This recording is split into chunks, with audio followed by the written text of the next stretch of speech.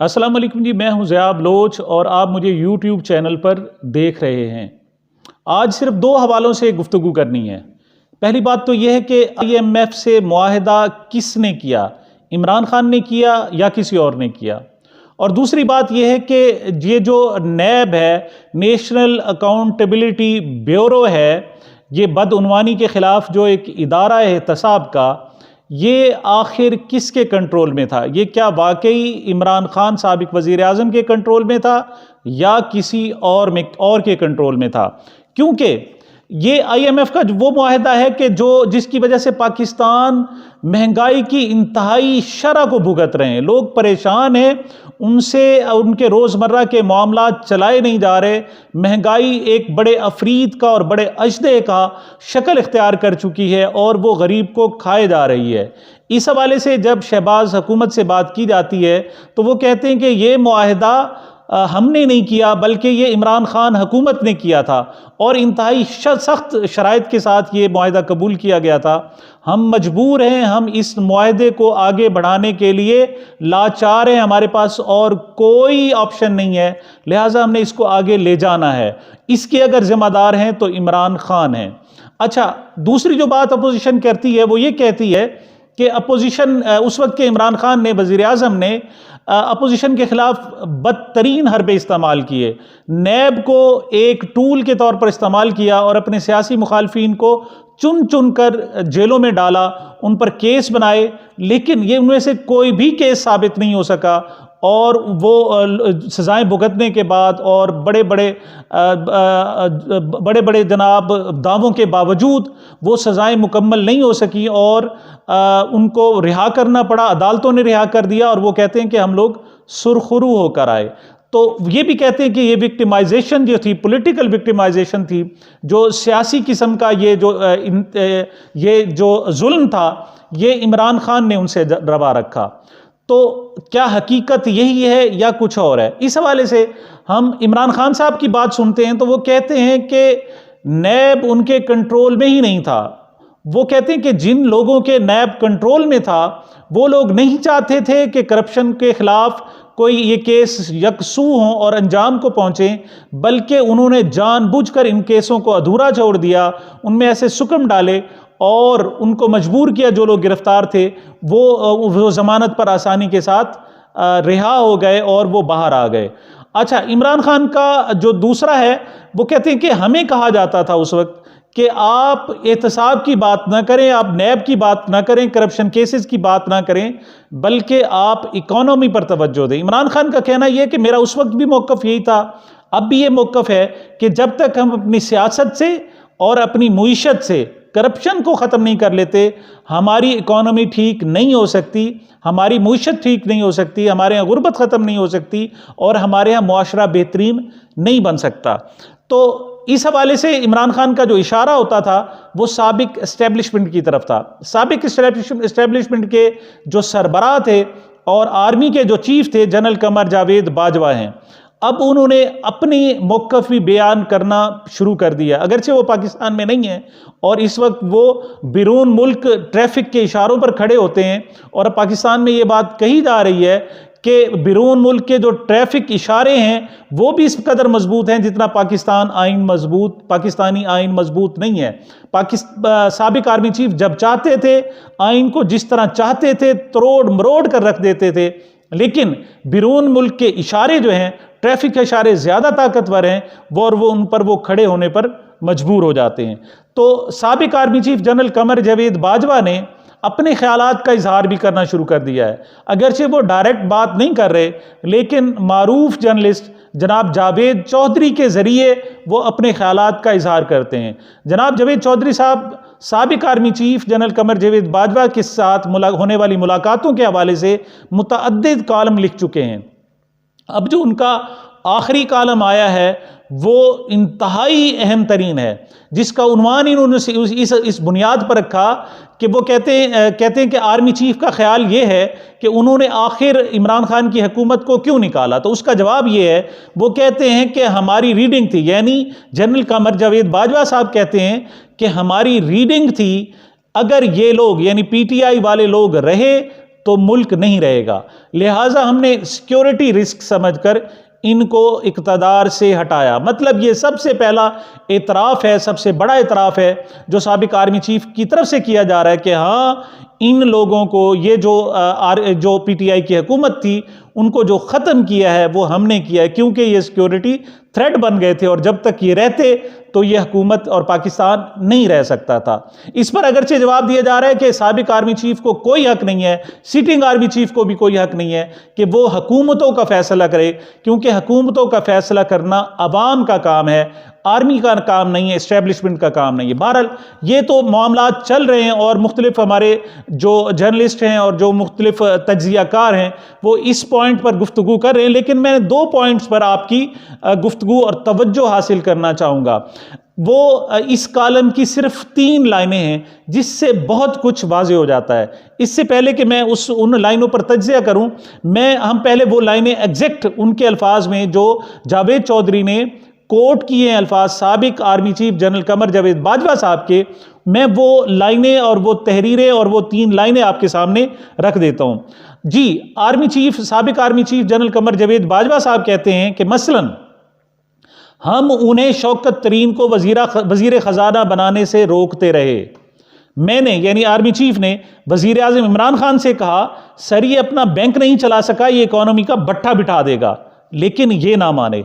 शौकत तरीन के खिलाफ नैब में 8 अरब रुपए का केस था। वजीर आज़म ने उल्टा हमसे कह दिया आप ये केस ख़त्म कराएं। हम FATF और IMF में फंसे हुए थे, लिहाजा हम मजबूर हो गए और यूं जनरल फैज़ हमीद ने शौकत तरीन के नैब से केस ख़त्म कराए।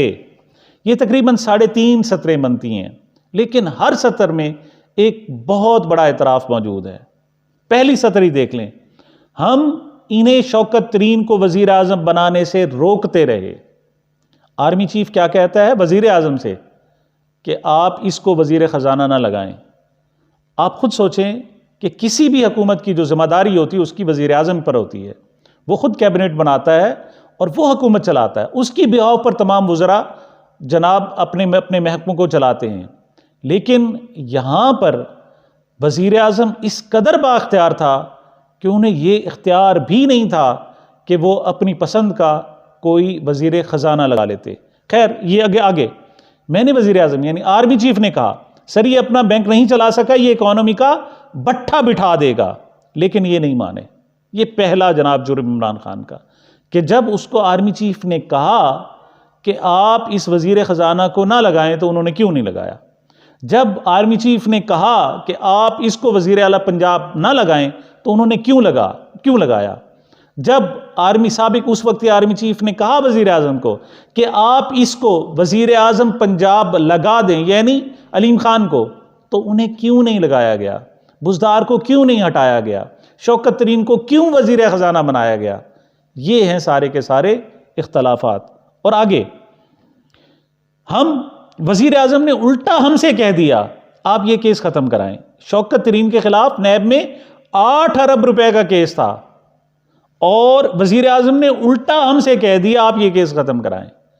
मतलब उस वक्त का जो वज़ीर आज़म था इस कदर तो बाख्तियार था कि वो एक अपने वज़ीर के ख़िलाफ़ केस ख़त्म कराने के लिए खुद हुक्म नहीं देता था, बल्कि उस वक्त के आर्मी चीफ से रिक्वेस्ट करता था कि ये केस जनाब ख़त्म कराएं। और आर्मी चीफ भी किस कदर ताबेदार थे, यानी उन्होंने चू नहीं की। वो कहते हैं कि 2 चीज़ें, हम IMF में फंसे हुए थे और FATF में फंसे हुए थे, लिहाजा हम मजबूर हो गए और जनरल फैज़ हमीद ने शौकत तरीन के नैब से केस ख़त्म कराए। मतलब नैब डम्मी था। जस्टिस रिटायर्ड जावेद इकबाल उस वक्त डम्मी चीफ थे उसके नैब के, और केस ख़त्म कराने वाले उस वक्त की इस्टेब्लिशमेंट थी। लेकिन लफ्ज़ मैंने नहीं इस्तेमाल किया, जनरल कमर जावेद बाजवा ने लफ्ज़ मैंने इस्तेमाल नहीं किया, हमने, मतलब हमसे मुराद, और जनरल फैज़ हमीद का नाम भी ले दिया। हमने मतलब इस्टेब्लिशमेंट ने। और इन्हीं सतूर के अंदर जो मौजूद है कि हम FATF और IMF में फंसे हुए थे, हम मजबूर थे। तो जनाब FATF का तो समझ आता है कि उस वक्त के आर्मी चीफ ने एक बाकायदा सेल GHQ में कायम किया था, जो इस हवाले से जो 64 या 33 पॉइंट थे उन पर उनका जायज़ा लेता रहता था। लेकिन IMF में भी इमरान खान फंसा हुआ नहीं था।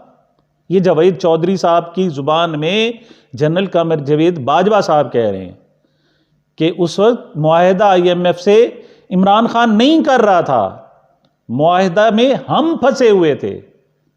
तो ये जब सारे काम कर ही उस वक्त की इस्टेब्लिशमेंट कह रही थी और वो अब एतराफ़ कर रहे हैं।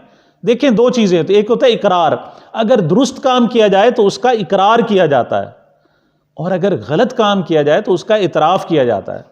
मैं समझता हूँ कि ये इकरार नहीं है, ये एतराफ़ात हैं कि क्या कि हमारी मर्जी से सारे वज़ीर लगाए जा रहे थे, हमने शौकत तरीन पर 8 अरब रुपए का केस हमने ख़त्म कराया, हम FATF में फंसे हुए थे, हम IMF से मुज़ाकरात में फंसे हुए थे। जावेद चौधरी साहब तो अपने तई वो जनरल कमर जावेद बाजवा साहब के जो इंटरव्यू है और उनसे गुफ्तगू है और उनके जो अल्फाज हैं वो बड़े सलीके से, बड़े तरीके से सजा कर, संवार कर, ख़ास एंगल देकर इमरान खान के ख़िलाफ़ इस्तेमाल करने के लिए लिखते हैं कि इससे इमरान खान का नैरेटिव दब जाएगा। लेकिन चीज़ें अब सामने आ रही हैं और बहुत सारी चीज़ों का एतराफ़ हो रहा है। लेकिन मैं जस्टिस रिटायर्ड जावेद इकबाल साहब जो उस वक्त नैब के चीफ थे उनसे भी कहूँगा कि पहला उनका जो किरदार था वो सामने आया था उस औरत के हवाले से, तैयबा केस के हवाले से, कि जिसमें उन्होंने ऊपर से नीचे तक जनाब उन्हें दीदार करने और जनाब चूमने की बातें की थी। वो एक इंसानी गलती हो सकती थी, एक इंसानी किरदार की बात हो सकती थी। लेकिन जो वो नैब को रिप्रेजेंट कर रहे थे और हेड कर रहे थे वो अपने ज़ाती हवाले से नहीं कर रहे थे, वो तो कौम के हवाले से कर रहे थे। उन्हीं के इस किरदार ने इस वक्त पूरी सियासत में भूचाल पैदा किया हुआ है। इस वक्त की हुकूमत कहती है कि हमें नैब के ज़रिए हरासा किया गया, हम पर गलत केस लगाए गए, बनाए गए और इमरान खान ने हमसे इंतकाम लिया और अब वो इंतकाम ले रहे हैं। कभी वो शहबाज गुल को गिरफ्तार करते हैं, काज़म सवाती को गिरफ्तार करते हैं, फवाद चौधरी को गिरफ्तार करते हैं, शेख रशीद को गिरफ्तार करते हैं। वो कहते हैं नहीं हम वो बदला उतार रहे हैं, जबकि वो बदला उस वक्त कौन लेता रहा, नैब किसके कंट्रोल में था। अब वक्त आ गया है कि जस्टिस रिटायर्ड जावेद इकबाल साहब हक़ाइक़ कौम के सामने लाएं और जो दुरुस्त बात है वो सामने रख दें।